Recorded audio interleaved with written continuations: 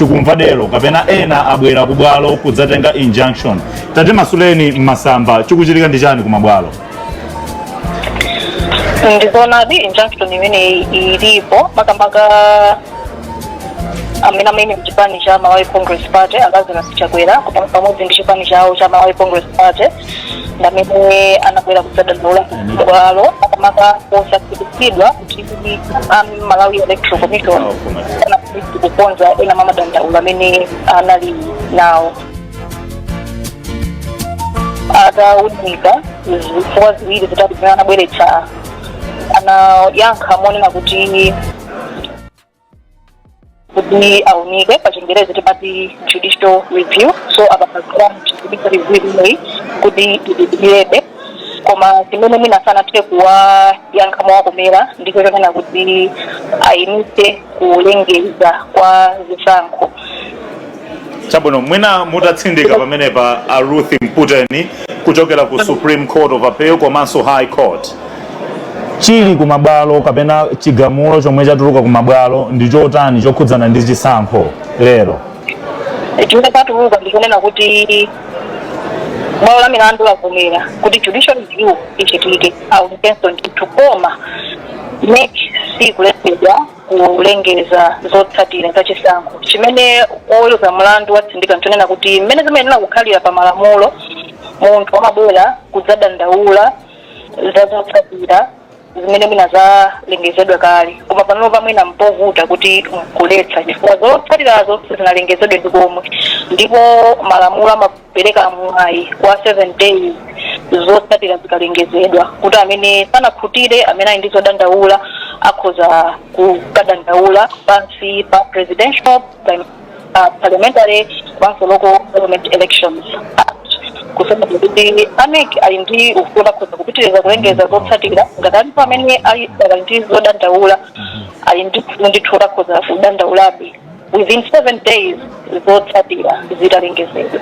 So bwalo chimene lakamba zina kuti judicial review ipitirira ndithu ichitika koma aneki ali ndi ufulu akhoza kulengezabe zotsatira.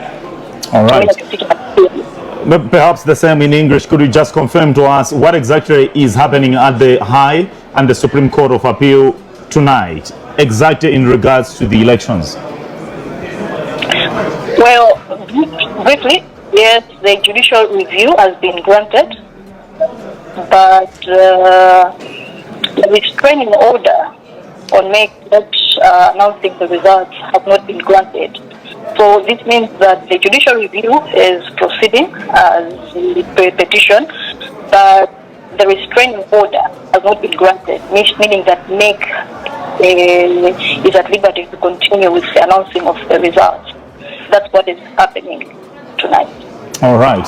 Thank you so much, Ms. Ruth Mputeni from the High Court and Supreme Court of Appeal. Thank you, Alex. Thank you so much. Awa ndi Ruth Mputeni iwowa ndi mneneri wa mabwalo akulu komanso lalikulu kwambiri Supreme Court of Appeal kuno ku Malawi kungotitsimikizira kuti chipani cha Malawi Congress MCP chinapita kukatenga Chiletso kuti bungwe loyendetsa chisankho la Malawi Electoral Commission MEC lisalengeze zotsatira kuno ku National Talent Center. Koma malingana ndi Mputeni akutitsimikizira kuti Judge Howard Pemba anena kuti kulengeza chisankho kupitirire koma pakhale mlandu kuti afufuze mozamabwino ndithu kuti zikukhala bwanji ku mbali imeneyi kuti azambatule komanso kungotiuzako mbali yawo ndi mneneri wa bungwe la Malawi Electoral Commission MEC Asangwani Mafuliro joining us live in our studios here at the National Talent Center kuno kulilongo. Tikulandireni madzulo na Asangwani Mafuliro.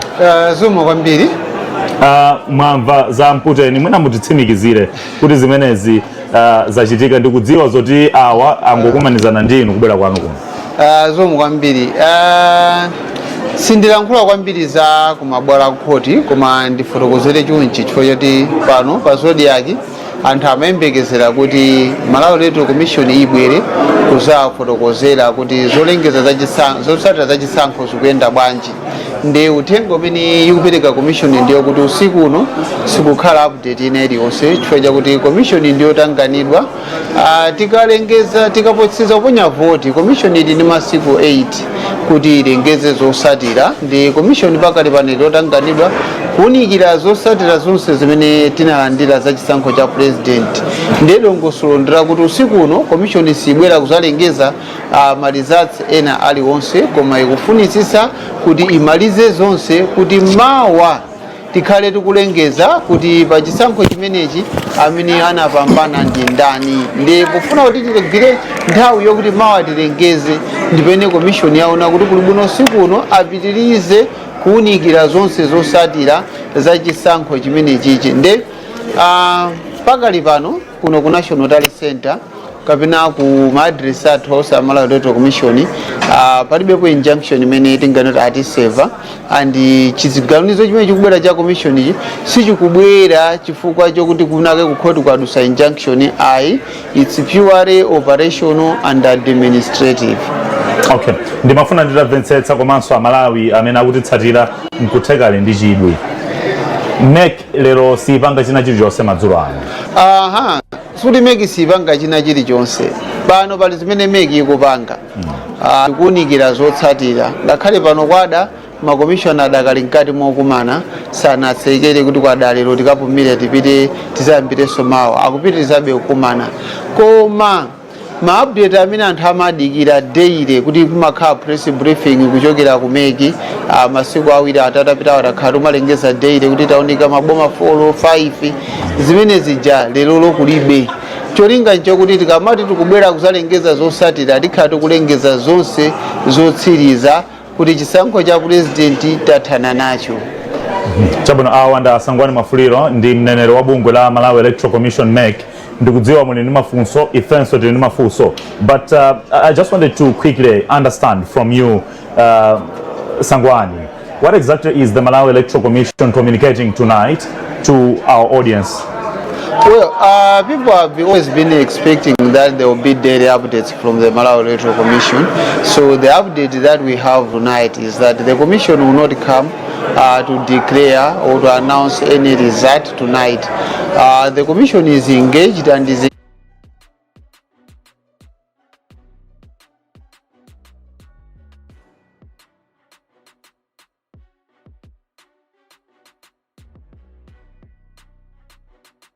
and confirming the results which we will receive.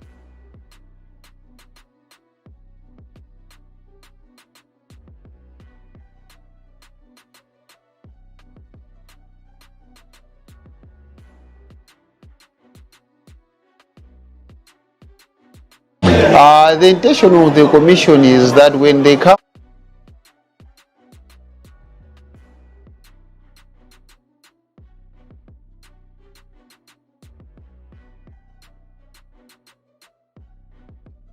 final announcement that would declare the winner in this election. So for tonight, the commission has opted to continue, and they are still meeting as we speak now and looking into the results and making its determination. So there will not be any update, the commission coming like having a press briefing tonight, apart from what I've communicated that the commission is not coming tonight. We are informing the public that the final update that will come from the commission pertaining to the presidential elections will be the declaration of the final result, which also is going to announce the winner in this presidential election. Do we know exactly what time you are going to make the announcement? I will not commit to the specific time. Suffice to prepare the nation that possibly in the afternoon, and if it all works well, maybe around 2 p.m. the commission will be giving the final result for this election. Breaking news coming through that the courts are working on a possible judicial review, and of course you haven't been served not to announce, but the timing might be questionable. Anything at all that Malawians, or in fact we have heard the Malawi Electoral Commission trying to tell people to calm down and wait for the 8 days. Is there a message that is coming out from MEC at this time when tempers might be high, and in fact Malawians pregnant with expectation to hear from you? Okay, let me first clear that the decision is not based on what has transpired in the courts. 1, 2, as we sit today, the commission has not been served with any injunction. The third thing is that the decision of the commission not giving an update today is because they would want to concentrate and give a result which the nation is expecting, which is the declaration of the winner in this election. So until that time, we continue to appeal to the nation to always exercise patience. People should not resolve to going to the streets. That does not change who has won or who has lost. It doesn't change the election results record. So we have already been patient all this time. There is nothing that can restrain the nation from being patient just a few hours more. As we said, the commission has got 80 days and we are within the 80 days, and the announcements will be made within the 80 days provided by the law. So apart from appealing to the general public, also appeal to the leaders to ensure that they direct their followers and supporters to act according to the law.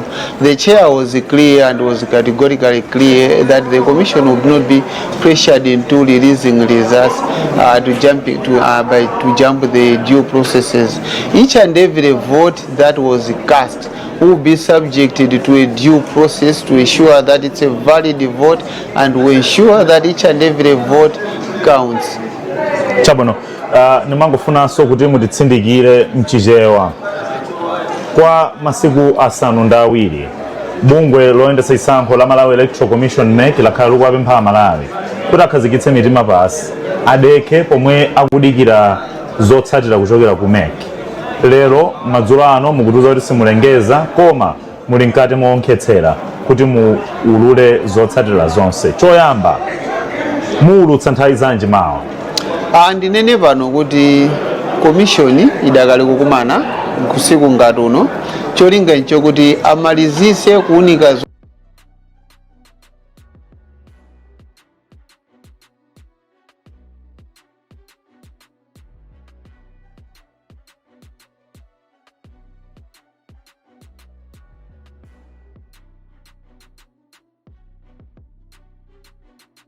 na kutsimikiziridwa kuti ndiyolondola ndikuvomerezedwa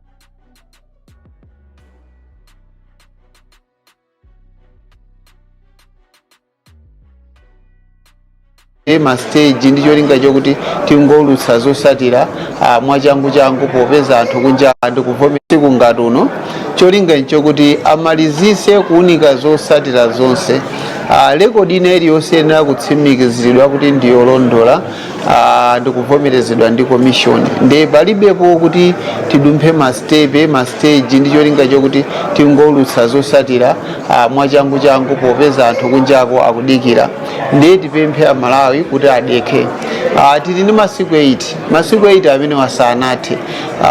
Katikati mwa masiku 8 amene wa komishoni ikhale ikulengeza kuti wawina ndani. Nde pempho ndira kuti wina aliyense asapezeke kuti akuyamba zothamanga zoyendayenda, cholinga chokuti akhale ngati akukakamiza Malawi Electoral Commission kuti ilengeze zosatira. Monga ananenera apa mpando, palibe kudumpha ma stage ena aliwonse. Voti ineyi yonse imene inaponyedwa iyenera kutsimikiziridwa ndi kuwerengedwa kuti tikamakawerusa zosatira pasazakhale wina wodandaula kuti ukhangati kwakuti munadumpha stage yakuti munadumpha. Ayi, ndiye mtundu wa Malawi tiutsimikizire kuti pakali pano ma commissioners akumana, zikatheka zonse kuyendera malingana ndi mmene zakonzedwera, mawa masana komishoni ikhale kulengeza kuti pa chisankho chimenechi wawina ndani.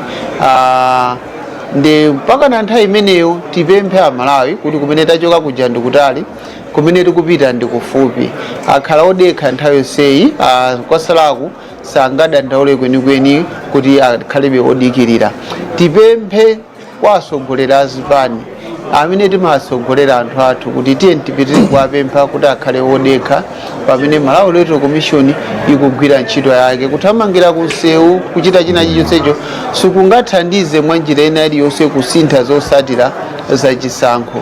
Chabwino, awa ndi Asangwani Mwafulilwa ndi mneneri wa bungwe lomwe likuyendetsa chisankho lomwe limayendetsa chisankho m'dziko muno la Malawi Electoral Commission MEC, kutitsimikizira kuti iwowa akudziwa zoti kuli mlandu umene chipani cha Malawi Congress MCP latengera ku bwalo kuti pakhale kuwunikanso mozama mmene chisankho chayendera. Koma bwalo lalikulu malingana ndi Judge Howard Pemba sanaletse kuti bungwe loyendetsa chisankho lisaulutse zotsatira.